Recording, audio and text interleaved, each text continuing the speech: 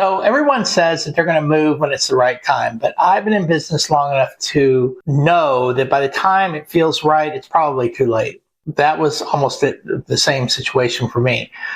Now, here's the thing. I had a client that figured all of this out before it cost them. It rarely comes along for me. And I think their story is worth hearing. Now, I know what some of you are thinking. We're not at that point yet. And you've still got energy. You're managing the house. You're doing the yard. You've done what you've always done, right? And I'm not here to tell you that that's wrong. And I swear to you, it's genuinely not. I'm not telling you. But here's what I want to offer you today. It's a different lens. And because what I'm going to share with you is a real story, a real couple, real emotions, and the outcome that I think that may possibly resonate with you. And this isn't necessarily about real estate. This is basically about life. It's about timing and what it costs emotionally, physically, financially. And what happens is when timing controls you instead of the other way around. And that's what the story is about. So we're going to call them Bob and Sharon. And they lived in the same home for over 20 years in North Dallas, raised the kids, great neighborhood, 2-story home, had all the great memories and all that. But Bob started having some knee issues. And nothing catastrophic, just the kind of wear and tear that happens over time. And climbing up and down the stairs, it just started getting to him. And Sharon, she still liked the garden and she was keeping up with the lawn, but all of this was starting to wear on them. After the homes in North Dallas, a lot of them are older, so there was always that constant repair and upkeep. They were not in crisis, so let me be super clear about that. They were functional. It was low level hum of effort, but everything took a little bit more out of them than it used to. They had 2 kids, I think one's in Austin and one's in Colorado, who kept saying, "Mom and Dad, when are you going to simplify your life?" And the standard response, "Oh, we're fine. We're doing okay. We're not ready yet." Now, here's the thing. We're not ready yet is a reasonable answer. But I ask the same thing that I eventually asked. What are you waiting for? Ready for what exactly? Ready to feel less tired? Because it's not going to happen. Ready to stop spending your Saturday on a lawnmower? Because that hasn't happened. And are you ready to have a home that works for you at this stage of your life right now and not where you were 20 years ago? Because that question pretty much shifts everything for them. There was a moment, and Bob shared this with me, and I thought it was really honest of him. The moment he came to get a quote on, I don't know, some sort of maintenance. The roof was getting older, the heating and air conditioning system was older if it wasn't, parts of it weren't original. And some foundation work needed attention, which is super typical in the North Dallas area. And that number, whatever those numbers were, he didn't share it with me, but they were significant enough to bother him. And he sat with the numbers and he went over it with Sharon and said, and I don't remember the exact words, but are we pouring into the money into this house that is not working for us anymore? That was it. That was the question. Not the knees, not the stairs, not the kids in Austin or Colorado asking every Thanksgiving, what are we doing? What are we having Thanksgiving? It was a moment of clarity, and they were holding on to something to life when it was a better version of itself. And they're looking for something that is available now for them. Now, this is how our discussion went. I said, you've got an incredible amount of leverage right now. You're healthy enough that you can tour homes comfortably, because that's a problem sometimes. You're not in a rush, which means you don't have to make a bad deal and make a hip decision. You're moving from a position of strength. They had a bunch of equity they could put down, and that's a gift. And not everyone gets to use that gift. Making proactive moves are completely different than doing a reactive one. And I've seen both. And the reactive one, sometimes they work out, a lot of times they don't. But the difference in the energy and the outcome and how people feel on the other side, night and day difference completely. Now, the question doesn't become, hey, quick pause. If you are thinking about relocating to Flower Mound, I've put together a relocation guide for you that's going to make things a whole lot easier. Inside, you're going to find top neighborhoods, school info, commute details, and spots that the locals actually love to go to, shopping and restaurants. It's designed to help you feel not so overwhelmed, which relocation is always an overwhelming process. So grab your free copy. It's on the link below, and let's make your next move a smooth one. I want to pause for a second because I know some of you are watching this and are possibly in the exact same situation that these two were in. It's not crisis, but they're becoming aware of the situation. Somewhere in the back of your mind, maybe your house is starting to get a little bit harder to manage. What's your next step? Are you going to move into an apartment? Are you going to move into a home? Are you going to move into full-time healthcare facility? The city energy that used to excite all the traffic and go into the stores and their nice restaurants, and all that stuff is starting to wear on you, and you know it. And the question isn't really whether to move. The question is when, and whether the timing is yours to choose, or whether you're going to get in a bad enough health situation that it's going to be chosen for you. And that is a huge overriding question. So they came to Flower Mound, which is where I live and work and love.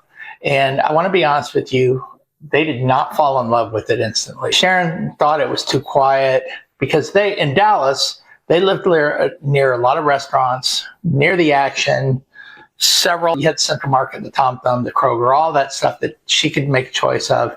And this pace, which is a little bit slower, felt unfamiliar to her.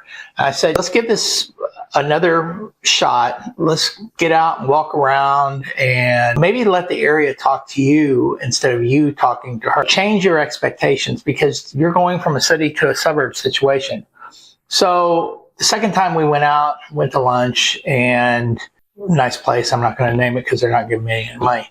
But she noticed that this is weird because this is the same thing that happened to me when I moved out here. She noticed that people were waving at her, and the grocery stores weren't this crazy 30-minute ideal. The parking spaces to me are wider. I don't know if it's true, but you could always find a place to park closer. And Bob noticed that, and this is what he told me. He goes, I noticed it. You didn't feel braced the whole time. You know that feeling, that low level tension that you carry with you in a busy environment. You don't really realize that you're in a hurry, but you're really not in a hurry, but that's just the pace, so you got to keep up. All that was gone. So we found them a single story home, and there's so many wonderful communities in Flower Mound. And some of it was, they didn't mow the yard or anything. This one probably did, but there's different amenities for them. The roof was recent. The landscaping was pretty much handled, and the HOA kept the grounds really nice, and it was not expensive. They didn't have to go through they had a lot more free time, bottom line. And when I talked to them a few months after closing, because I was helping them with their homestead exemption, this is a part I want you to hear. Sharon's like, I wake up and I don't have this crazy to-do list that's waiting for me before I have my coffee.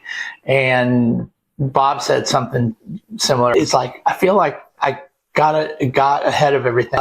He had made a decision to move instead of having a decision made for him. He said that. That's the crux of it. And that's the emotional relief I want you to understand, because it's not just about a nicer home or lower maintenance yard. It's about reclaiming who you are and making sure that you're staying ahead in your own life. And that's powerful. I've seen so many situations and have been involved in situations where people not just move out of their home locally, they move across the country to be with kids. And it's pretty much, they're forced to do it. And it becomes a disaster to sell their house because now the children are doing it and they don't get to make the decisions that they wanted to make on what they keep and what they sell. I mean, it can be a super train wreck. And that is what this move did for them, was they gave them the control. Now, I want to talk practically for a minute. When I say the phrase "before you have to," I use it deliberately because I've seen it several times, because I've seen what it looks like when the move happens after you. When a health event makes a decision, I lost my spouse when I was 50. I didn't have to move at the time, but I chose to move because it was just a memory thing. When the home becomes unmanageable quickly, I saw it happen with my grandparents too. When the timeline starts becoming really compressed and you're forced to make a decision, that is super stressful and super emotional, and everybody starts arguing and fighting, and I've been right in the middle of that several times. And the home that they moved into ended up not being really their choice. They just took it because that was what was available at that time. And again, that was a reactive thing. And that was the window of time that they had. That's not your next chapter. That's somebody else's timeline. That is your children's timeline. That is, it's not yours and your spouse's decision. Bob and Sharon had a choice. They exercised it. Now they're living in a home that fits their season of life, in a community that they're building something new, and they're not retreating from something old.